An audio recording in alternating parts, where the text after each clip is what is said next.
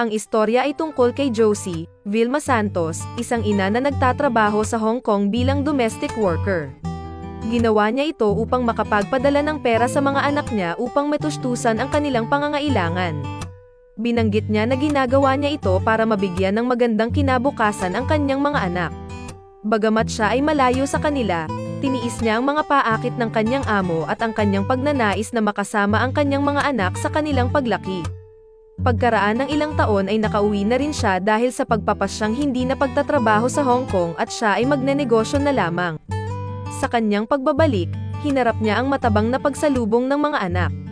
Si Dede, Sheila May Alvero, ang bunso, ay hindi siya kilala. Si Michael, Baron Geisler, ay mahiyain at walang kimi at si Carla, Claudine Barreto, na hindi man lang siya ginagalang at iniit sa puwera lamang.